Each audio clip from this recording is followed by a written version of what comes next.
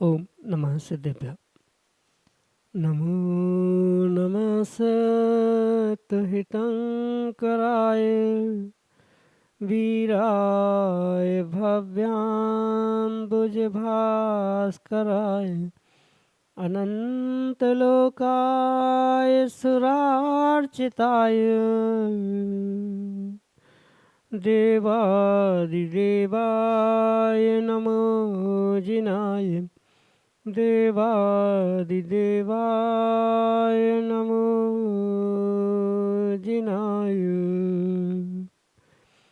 पंच परमेष्टि भगवान की जय। परम पूज्य आचार्य भगवंत गुरुवर विशुद्ध सागर जी मुनि महाराज की, परम पूज्य मुनि श्री सुप्रभ सागर जी महाराज जी की जय। जो प्राणी मात्र के हित के लिए, कल्याण के लिए निमित्त हैं, जिनका संपूर्ण जीवन मात्र सफर कल्याण के लिए है, ऐसे परम उपकारी महान गुरुवर आचार्य भगवंत विशुद्ध सागर जी महाराज का हम सभी आज 53वां अवतरण दिवस मना रहे हैं। और उन गुरु की ही अनुकंपा है कि उन गुरु के आशीर्वाद से परम पूज्य मुनि श्री सुप्रभ सागर जी महाराज ने हमें आत्म कल्याण रूपी अनूठी विधा समीचीन विकल्पों का सम्यक समाधान प्रदान किया है। उस सम्यक समाधान के माध्यम से हम अपने मन को निर्विकल्प बनाते हुए अपने कल्याण का पथ प्राप्त कर सकते हैं। परम पूज्य मुनि श्री सुप्रभ सागर जी महाराज प्रतिदिन आगम के परिप्रेक्ष्य में जो हमें सम्यक समाधान प्रदान कर रहे हैं, वो निश्चित ही हमारे मन को निर्विकल्प बनाने वाला होता है, और मन की निर्विकल्पता ही आत्मा का वास्तविक सुख है। ऐसे आत्म कल्याण की वह अनूठी विधा समीचीन विकल्पों का सम्यक समाधान प्रारंभ करते हैं। और आज के पहले विकल्प के लिए आष्टा मध्य प्रदेश से डॉक्टर मगन जैन, श्रीमती चंदा जैन महाराज श्री के श्री चरणों में कोटि कोटि नमोस्तु निवेदित करते हुए अपना समीचीन प्रश्न रख रहे हैं कि महाराज जी, दुलेस्या परिणाम क्या होते हैं? इन परिणामों का क्या फल है? क्या इन्हीं परिणामों के कारण निगोदिया जीव निगोद के स्थान को नहीं छोड़ते हैं? हमारे समीचीन विकल्प का सम्यक समाधान करने की अनुकंपा करें। नमोस्तु महाराज जी, नमोस्तु। ओम नमः सिद्धम। परम पूज्य आचार्य भगवान गुरुवर विशुद्ध सागर जी महाराज की जो जीव के कषाय से अनुरंजित परिणाम है, उसे ही आगम में लेशा यह संज्ञा प्रदान की। और उन लेशाओं को आचार्य भगवंतों ने दो प्रकार से विभाजित किया, एक शुभ लेशा और एक अशुभ लेशा। वैसे देखा जाए तो 6 प्रकार की लेशा कही जाती है: कृष्ण, नील, कापोत, पीत, पद्म और शुक्ल। इनमें से जो पहले 3 यानी कृष्ण, नील और कापोत, ये 3 लेशा है, इन्हें अशुभ लेशा कहा जाता है। और पीत, पद्म और शुक्ल, इन्हें शुभ लेशा कहा जाता है। और इन्हीं अशुभ लेशाओं को ही दूसरे परिप्रेक्ष्य में या दूसरी भाषा में दुर्लेशा या दुर्लेशा आदि संज्ञा प्रदान की जाती है, क्योंकि अशुभ का ही पर्याय में अशुभ को ही पर्यायवाची रूप में दुष्ट या खराब के रूप में स्वीकार किया जाता है। इसलिए जो 3 अशुभ लेशाएँ हैं, कृष्ण, नील, कापोत, इन 3 लेशाओं के परिणामों का नियम से दुष्परिणाम रूप दुर्गति के रूप में ही फल आचार्य भगवंतों ने कहा है। कृष्ण लेशा, नील और कापोत लेशा ये पूर्ण रूप से कषायों की तीव्रता से प्राप्त होने वाली अशुभ लेशाएँ है, जहाँ जीव कुछ भी हो जाए पर अपने भीतर के उस वैर भाव को, द्वेष भाव को ना छोड़ते हुए अपने प्राणों को भी देने के लिए तैयार होता है, ऐसे जो परिणाम हैं इसे सामान्य रूप से कृष्णलेशा के अंतर्गत स्वीकार किया। पुनः जो मान कषाय की तीव्रता से जीव विपरीत कार्य करते हुए देखने में आ रहा है, उसके लिए आचार्य भगवंतों ने इस दुष्लेशा में दूसरे स्थान पर यानी नील लेशा के रूप में स्वीकार किया। जो चिद कबरा रूप परिणमन उस कापोत यानी कबूतर का होता है, ऐसे परिणामों से जो युक्त होते हैं उसे आचार्यों ने तीसरी अशुभ लेशा के रूप में यानी कापोत लेशा के रूप में स्वीकार किया। और स्वाभाविक बात है कि जैसे परिणाम होंगे, जैसे परिणति होगी, जीव के जैसे भाव होंगे, नियम से उसके लिए वैसा ही फल मिलेगा। बुरे परिणाम, बुरे भाव, दुर्लेशा, अशुभ लेशा का अशुभ गति, दुर्गति के रूप में ही फल मिलता है। ये नियत नहीं किया जा सकता कि किसको कौन सा स्थान कैसे मिलेगा, क्योंकि इन दुर्लेशाओं के साथ साथ अन्य भी जीव के भाव, जीव के परिणाम, परिणति वहाँ पर प्रकट होती है। इसलिए किसी के लिए ऐसा कहा नहीं जा सकता कि इतने डिग्री के दुष्लेशाओं से साथ इतना डिग्री का फल उसे प्राप्त होगा। पर सामान्य रूप से कर्णानुयोग की अपेक्षा से ये नियत किया जाता है कि दुर्लेशाओं का यानी खोटी लेशाओं का, अशुभ लेशाओं का फल अशुभ गति के रूप में ही प्राप्त होता है। हो सकता है वह निगोद तक भी पहुंच जाए। निगोद स्थान में पहुंचने के लिए भी इन अशुभ लेशाओं का, दुर्लेशाओं का ही बहुत बड़ा हाथ होता है, क्योंकि अकेले किसी एक परिणाम, भाव या क्रिया से कोई फल प्राप्त नहीं होता। साथ में अन्य भी जीव के पुण्य, पाप, कर्म, कर्मोदय, कर्म फल आदि वहाँ पर कार्यकारी होते हैं और उसी के निमित्त से जीव उसके फलों को प्राप्त करता है। यही आपके लिए सम्यक समाधान। भुवन न्यूज जैन, चिमनगंज मंडी, उज्जैन, मध्य प्रदेश से महाराज श्री के चरणों में बारंबार नमोस्तु निवेदित करते हुए अपना समीचीन प्रश्न रख रहे हैं कि गुरुदेव, क्या पुण्यात्मा जीव के यहाँ ही पुण्यात्मा संतान का जन्म होता है? हमारे समीचीन विकल्प का सम्यक समाधान करने की अनुकंपा करें। नमोस्तु महाराज जी, नमोस्तु। ये तो परम सत्य है कि जो कर्म सिद्धांत है, उस कर्म सिद्धांत के अनुसार जो जीव जिस परिवार में, जिस माता पिता के यहाँ जन्म लेता है, उनका कहीं न कहीं पूर्व जन्म का वैसा नियोग और पुण्य पाप आदि के नियोग से ही ये कार्य घटित होते हुए संसारी जीवों के साथ देखा जाता। क्योंकि संसार का लगभग सभी कार्य कहीं न कहीं किसी न किसी प्रकार से उन पुराने कर्मों के आश्रव बंध, उसके उदय आदि पर ही निर्भर करता है। इसलिए ये ध्यान रखें कि पुण्यात्मा जीवों का जो समागम है संतान के रूप में उन्हीं पुण्यात्मा परिवारों में होता है जिन्होंने पिछली पर्यायों में त्याग, तपस्या, धर्म आदि के आलंबन से अपने आप को पुण्यात्मा बनाने का प्रयास किया। पहली बात तो ये स्पष्ट है कि जन्म होना यानी संतान को जन्म देना, यही बहुत बड़ा पुण्य का उदय है। जिसका पुण्य का उदय नहीं है वो स्वयं संतान को ही जन्म नहीं दे पाता। निपुत्रिक, निसंतान ऐसे दंपति, ऐसे परिवार होते हैं। तो जब कोई विशेष पुण्यात्मा जैसे निर्ग्रंथ मुनिराज रूपी संतान को जन्म देना या तीर्थंकर बालक को जन्म देना, ये जो कुछ भी सौभाग्य है ये पूर्ण और पूर्ण रूप से पुण्य के नियोग से ही होता है। पुण्यात्मा जीव को जन्म देने का सौभाग्य वही पुण्यात्मा जीव प्राप्त करता है जिसने पिछली पर्यायों में कुछ विशेष धर्म की, पुण्य प्राप्ति की साधना की है। क्योंकि बिना पुण्य के उदय से पुण्यात्मा का संयोग मिलना, नियोग होना, ये कतई संभव हो ही नहीं सकता। ये स्पष्ट बात समझे कि जो पुण्यात्मा जीव किसी घर में आ रहा है तो वहाँ उस पुण्यात्मा जीव के प्राप्ति के लिए यानी उसके जन्म के लिए उन माता पिताओं ने भी उस पर्याय में भी पुण्य किया है, धर्म किया है, पिछली पर्यायों में भी पुण्य किया है।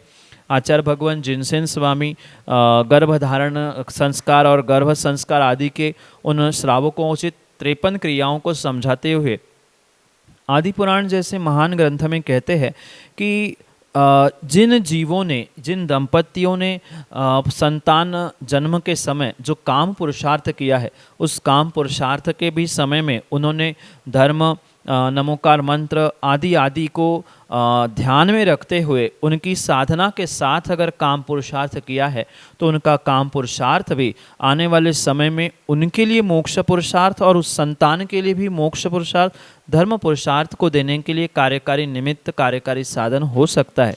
इसलिए ये अवश्य ध्यान रखें कि बिना पुण्य के नियोग से पुण्यात्मा संतान प्राप्त होना संभव नहीं है। जिन परिवारों में दीनहीन, लूली लंगड़ी या किसी प्रकार से रोगी बीमार संतान जन्म ले रही है, अपने माता पिता को ही दुखित करने वाली, संक्लेशित करने वाली, कुलाचार या धर्माचार से रहित होने वाली ये जो संतान प्राप्त हो रही है, ये नियम से उन माता पिताओं का, उन परिवारों का भी कहीं न कहीं पाप का उदय है, तभी ऐसी संतान उनके घरों में जन्म लेती है। इसलिए ये परम सत्य है कि पुण्यात्मा संतान को जन्म देने के लिए पुण्यात्मा दंपति, पुण्यात्मा परिवार ही उनका कर्म, उनका नियोग वैसा होना आवश्यक है।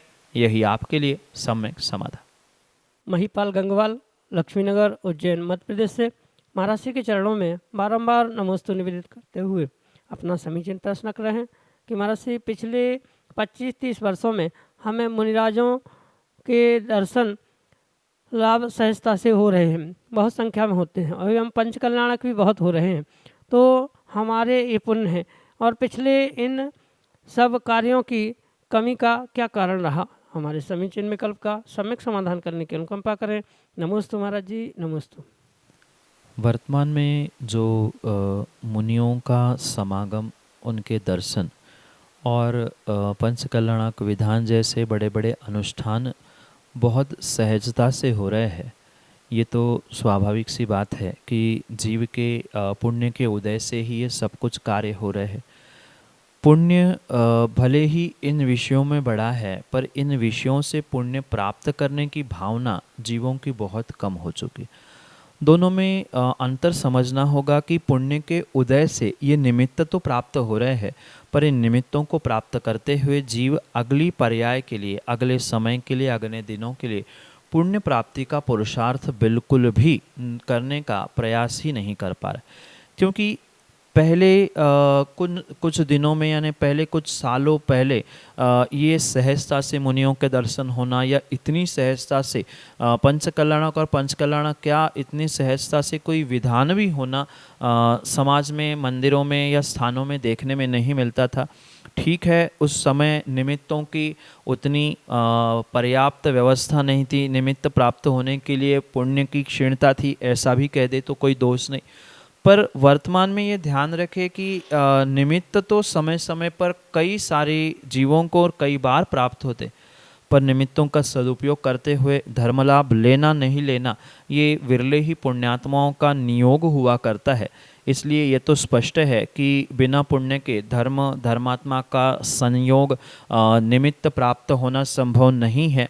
ये तो पुण्य के उदय से ही प्राप्त हो रहे हैं, पर इनको वृद्धिंगत करने के लिए जीव को व्यक्तिगत रूप से पुरुषार्थ करना होगा। क्योंकि ये जो वर्तमान में निमित्त मिल रहे हैं, पुण्य प्राप्त हो रहा है, ये मात्र बासा पुण्य है, पिछली पर्याय में किए हुए धर्म का फल मिल रहा है। आज अगर निर्ग्रंथ मुनियों की सहज उपलब्धि होने पर उनके आहार विहार निहार आदि की उनकी वैयावृत्ति सेवा आदि में समाज संलग्न होने का प्रयास नहीं कर पा रहा है, पंचकल्याणक जो बहुत हो रहे हैं, नगर नगर में हो रहे हैं, उनको भी प्राप्त करते हुए वहाँ भी सहभागिता लेने का प्रयास अगर जीव नहीं कर पा रहा है, तो उसके पाप का ही उदय वहाँ पर समझना होगा। पिछले दिनों में जो नहीं होता था वह निमित्तों का भी अभाव, उस समय के पुण्यात्मा के पुण्य के तदजन्य उदय का भी अभाव था। क्योंकि पुण्यात्मा तो हमारे बुजुर्ग भी थे, पूर्व जमाने के भी लोग थे, पर उस उनके पुण्य में और आज के पुण्य में बहुत अंतर है। वह पुण्य को पुनः पुण्यों में लगाते हुए पुण्यानुबंधी पुण्य प्राप्त करने का प्रयास करते थे, पर वर्तमान में आए हुए पुण्य के निमित्तों को जीव प्राप्त न करते हुए पुण्यानुबंधी पुण्य प्राप्त नहीं कर पा रहा है। यही आपके लिए सम्यक समाधान। श्रीमती रंजना जैन, देवास, मध्य प्रदेश से महाराज जी के चरणों में बारंबार नमोस्तु निवेदित करते हुए अपना समीचीन प्रश्न रख रहे हैं कि हमारा शरीर अशुभ से हटकर शुभ की ओर हम कैसे बढ़ें। हमारे सभी चिन्ह विकल्प का सम्यक समाधान करते हुए हमारा मार्गदर्शन करने की अनुकंपा करें। नमोस्तु महाराज जी, नमोस्तु। शुभ में प्रवृत्ति करने के लिए जीव को स्वयं के विवेक और स्वयं के बुद्धि ज्ञान से पुरुषार्थ करने की आवश्यकता है। और इसके लिए सबसे पहले ये निर्णय करने की आवश्यकता होती है कि अशुभ क्या है और शुभ क्या है। जब तक शुभाशुभ का विवेक नहीं है, शुभाशुभ का भेद नहीं है, तब तक किसी भी प्रकार से जीव ये निर्णय नहीं कर पाता है कि अशुभ से हटा कैसे जाए, शुभ को प्राप्त कैसे किया जाए। इसके लिए जीव को अपने अशुभ परिणाम और शुभ परिणाम इनके विषयों में भेद करना आवश्यक है। क्योंकि शुभ अशुभ परिणति शरीर की क्रिया तो फिर भी जीव समझ लेता है, संभल लेता है। पूजा पाठ करना इसे शुभ कहा जाता है, पाप करना शरीर से इसे अशुभ कहा जाता है। पर मात्र काय योग की परिणति ही नहीं, मतलब शरीर से ही अशुभ से हटकर शुभ जाना ही नहीं, अपितु परिणामों से भी अंदर के भावों से भी अशुभ से हटकर शुभ की ओर बढ़ना ये बहुत आवश्यक हुआ करता है। और सबसे बड़ा पुरुषार्थ जीव को इसी परिप्रेक्ष्य में करना होगा कि वह अशुभ परिणामों को कैसे समझ सके। मन में जो आने वाले पापों के परिणाम हैं, हिंसा, झूठ, चोरी, कुशील, परिग्रह, इन पापों से अपने पहले मन को बचाने का, हटाने का पुरुषार्थ करना होगा। और चूँकि मन कोई ऐसे खिलौने जैसी वस्तु नहीं है कि उसको जब चाहे बटन चालू कर दो, बंद कर दो तो काम करना मन बंद कर दे, ऐसा कतई संभव नहीं है। इसलिए ये ध्यान रखना होगा कि मन की परिणति जब तक आप उसके लिए शुभ परिणाम, शुभ गेय, शुभ विषय, शुभ परिणति नहीं देंगे, तब तक वह शरीर हो, चाहे मन हो, चाहे वचन हो, कभी भी अशुभ से शुभ की ओर हटने का प्रयास नहीं कर सकते। जैसे किसी अंधेरे कमरे में आपको उजाला लाना है तो अंधेरे को बाहर करने की आवश्यकता नहीं है। वहाँ एक छोटा सा दीपक भी, छोटा सा बल्ब भी लगा दिया जाए तो अपने आप वहाँ से अंधेरा हट जाएगा और उजाला हो जाएगा। बिल्कुल ऐसी ही परिणति हमें अपने मन में, अपने परिणाम परिणति में लाने की आवश्यकता है। अगर हम अशुभ को हटाना चाहते हैं या अशुभ से हटना चाहते हैं तो कहीं ना कहीं शुभ विचार, शुभ मन, शुभ योग, इनको जीवों को प्राप्त करना होगा, तभी वो अशुभ से हटेगा। अशुभ रूपी अंधकार को निकालने के लिए शुभ रूपी दीपक को पहले हमारे भीतर हमें प्रवेश करवाना होगा, तभी अशुभ हमसे हट सकता है या हम बुद्धिपूर्वक अशुभ से हट सकते। इसलिए ये विशेष ध्यान रखें कि जीव अगर शुभ परिणाम परिणति के साथ अपने जीवन में इन रहस्यों को समझेगा, जैसे प्रति समय तो पूजा पाठ नहीं किया जा सकता, हर समय तो धार्मिक कार्य नहीं किए जा सकते, पर हर समय हम पापों से बचने का पुरुषार्थ तो कर ही सकते। जो भी घर गृहस्थी के कार्य आप कर रहे हैं, ऐसे समय में भी आप अगर थोड़ा सा समय मिला तो नमोकार मंत्र पढ़ते पढ़ते काम कर सकते हैं। भले ही हम जोर से उच्चारण नहीं कर पाए, पर मन में नमोकार का स्मरण कर सकते हैं। खाली समय मिला तो हम 9 बार नमोकार पढ़ सकते हैं। थोड़ा सा आधा घंटे का समय मिला, स्वाध्याय कर सकते। जितना जितना इसका हम अभ्यास करते रहेंगे उतना उतना विशेष हमें पुरुषार्थ फलीभूत करने के लिए काम कर सकते हैं या पुरुषार्थ फलीभूत होने के लिए सफलता प्राप्त हो सकती। इसलिए बुद्धिपूर्वक हमें अपने मन को, अपने वचन को और अपने काय को शुभ कार्य देने होंगे। जैसे बच्चे को खिलौना खेलते हुए माना कि खेलते खेलते अचानक बालक ने कहीं से छुरी उठा ली, चाकू उठा लिया, तो माँ गुस्सा करके उसके हाथ से छुरी नहीं निकालती, प्रेम से उसे समझाती है। उसके बदले में कोई अच्छा खिलौना उसको दिखाती है, वो अपने आप वो खिलौने को देखकर उस चाकू, छुरी या ऐसे गलत वस्तुओं को छोड़ देता है। बिल्कुल ऐसे ही व्यक्ति को अपने मन के साथ, अपने वचनों के साथ, अपने काय और अपने आत्मा के साथ करना होगा। जब पापों में, अशुभ में परिणति जा रही है तो उसके लिए अच्छी बातें दिखाने की आवश्यकता है। जब कभी तीर्थ यात्रा आपने की है उसका स्मरण करने की आवश्यकता है। कभी निर्ग्रंथों को आपने दान दिए हैं, उन बातों का स्मरण करना चाहिए। कभी आपने अपने मित्र परिवार के साथ कुछ अच्छे उत्कृष्ट कार्य किए हैं, विधान पूजा आदि की है, तो उन बातों को याद करें। और स्वाभाविक रूप से इन शुभ बातों को याद करने से जीव अपने आप अशुभ से दूर होने का पुरुषार्थ फलीभूत कर सकता है। इन्हीं माध्यमों से आप अपने आप को अशुभ से हटाकर शुभ की ओर बढ़ाने का प्रयास करें। यही आपके लिए सम्यक समाधान। टीकमगढ़ मध्य प्रदेश से गौरव जैन महाराज श्री के चरणों में बारंबार नमोस्तु निवेदित करते हुए अपना समीचीन प्रश्न रख रहे हैं कि महाराज जी, किसी मंदिर में किसी व्यक्ति विशेष के द्वारा मूर्ति विराजित होती है या संपूर्ण समाज के सहयोग से स्थापित की जा सकती है? हमारे समीचीन विकल्प का सम्यक समाधान करने की अनुकंपा करें। नमोस्तु महाराज जी, नमोस्तु। श्रावक पर्याय में एक बहुत बड़ा सौभाग्य और अहोभाग्य होता है जब जीव अपने धन संपत्ति का सदुपयोग करते हुए उस जिनेंद्र भगवान की प्रतिमा को अपने कर कमलों से विराजमान करने का सौभाग्य प्राप्त कर ले। क्योंकि आचार्यों ने श्रावकोचित क्रियाओं को संबोधित करते हुए स्पष्ट लिखा है, कहा है कि श्रावक को अपने जीवन में कम से कम एक बार अपने यथाशक्ति अनुसार जिनेंद्र भगवान की प्रतिमा विराजमान करनी चाहिए। कम से कम एक बार सिद्ध चक्र विधान अपने स्वयं के द्रव्य से करने का सौभाग्य प्राप्त करना चाहिए। और जैसे पंचकलाणक जैसे विशेष अनुष्ठान होते हैं, ऐसे अनुष्ठानों में सौधर्म इंद्र पद को शोभित करना चाहिए। ऐसा आदेश आगम में जिनेंद्र भगवान के द्वारा कथित जो था, उन्हें आचार्य भगवंतों ने प्रतिपादित करने का प्रयास किया। इसलिए प्रत्येक श्रावक को अपने शक्ति के अनुसार जिनेंद्र भगवान की प्रतिमा तो जैसे बने, जितनी बने, कम से कम एक बार तो रखनी चाहिए। जो जितनी बार रखेगा, जितनी बार इन पदों को या इनको प्राप्त करेगा, विशेष विशेष पुण्य प्राप्त करेगा, इसमें कोई दुराह नहीं। और ये इसीलिए बात मैं स्पष्ट कहना चाहता हूँ कि जिनेंद्र भगवान की प्रतिमा पूर्ण रूप से व्यक्तिगत रूप से ही विराजमान करनी चाहिए, चाहे कितनी भी बड़ी प्रतिमा क्यों ना हो।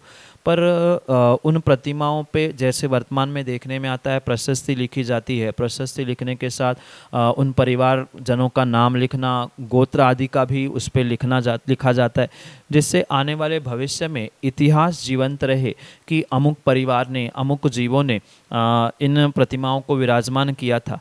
इसलिए ये ध्यान रखें कि मंदिर के क्षेत्र या कहीं भी जहाँ भगवान की प्रतिमाएं विराजमान की जा रही है, वहाँ पूर्ण रूप से व्यक्तिगत किसी व्यक्ति की ही प्रतिमा होना श्रेष्ठ है।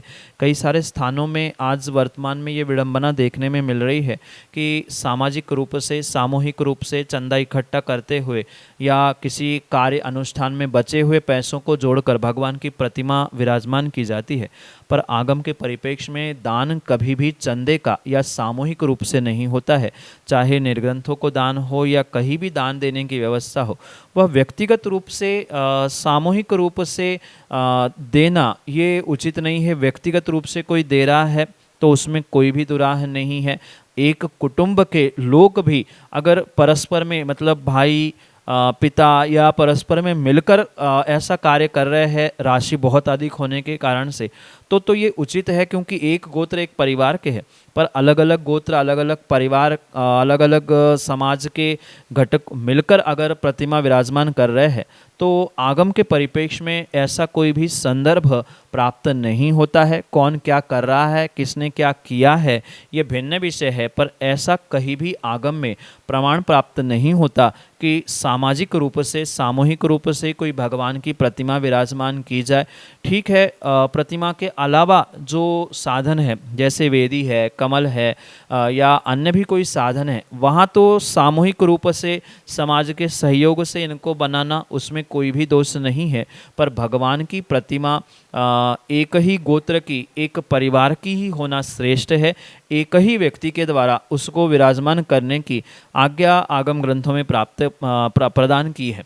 ये भी ध्यान रखें कि पूर्व काल में तो पंचकलनक आदि भी अनुष्ठान जो होते थे एक ही परिवार के द्वारा किए जाते थे। मंदिर भी परिवार ही बनाता था, उन्हीं के कोई एक व्यक्ति श्री जी विराजमान करता था, कोई वेदी बनाता था, या एक ही व्यक्ति पूरा कार्य करता था। इसलिए ये ध्यान रखें कि समाज के सहयोग से अन्य कार्य तो फिर भी स्वीकार किए जा सकते हैं, पर निर्ग्रंथों को दान, निर्ग्रंथों की प्रतिमा, मुनिराजों के दान के साथ साथ अरिहंतों की प्रतिमा विराजमान करना आदि आदि कार्य समाज के सहयोग से ना हो तो ही श्रेष्ठता है, क्योंकि आगम की व्यवस्था व्यक्तिगत रूप से ही भगवान विराजमान करना, निर्ग्रंथ के आहार चौके आदि की व्यवस्था करना, यही लिखी है और यही आपके लिए सम्यक समाधान।